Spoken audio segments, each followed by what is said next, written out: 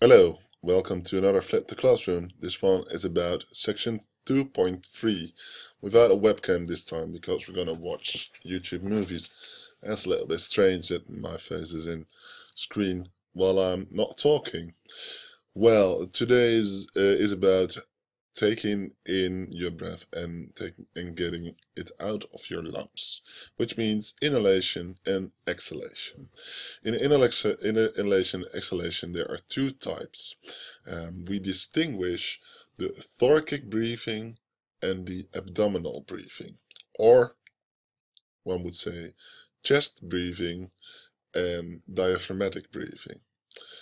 Normally, we do it the same time, so you can do it simultaneously, but you can really concentrate the air in your chest, so that's chest breathing. So in chest breathing, what happens is that the intercostals, which are the muscles in between your ribs, they contract, and if they do so, then you're pushing the air into your thoracic cavity, and then the chest expands, as is shown here.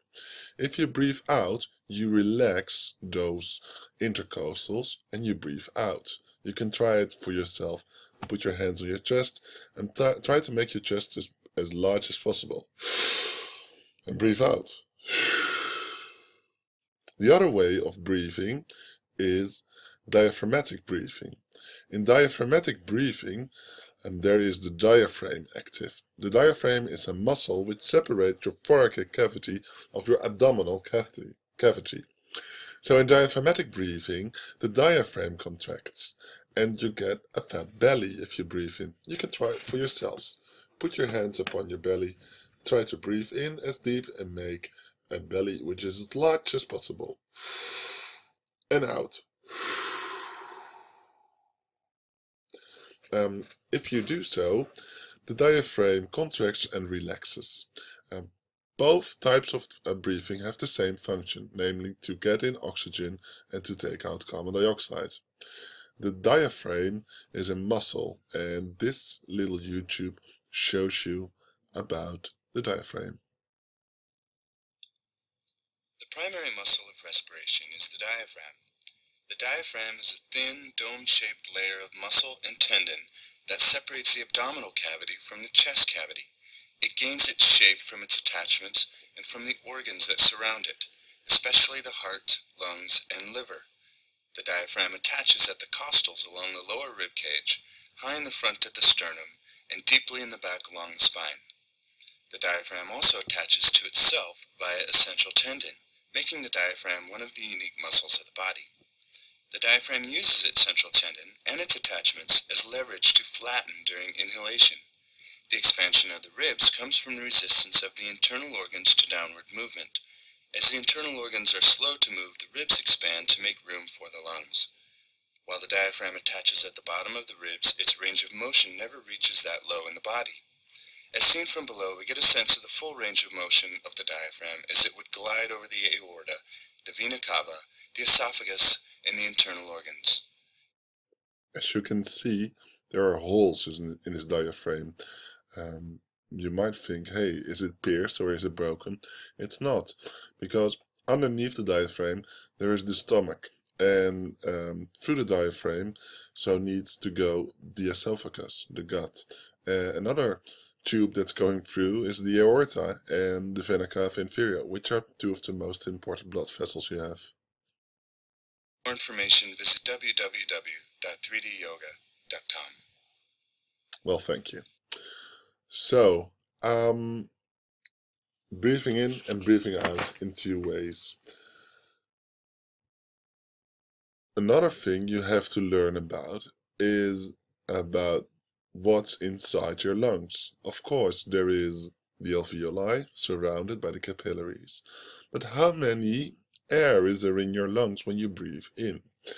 Well, when you have a normal breathing, you call it the tidal volume. You breathe in half a liter, out half a liter, in half a liter, out half a liter. And if you inhale really a lot, that's the inspiratory reserve volume you have.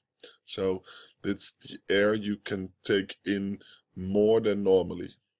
If you breathe it all out, all the way out until there's nothing left, but it seems so, then that's the expiratory reserve volume.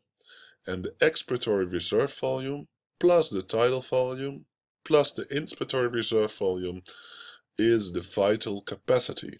That's the most air you can breathe in and breathe out, your vital capacity.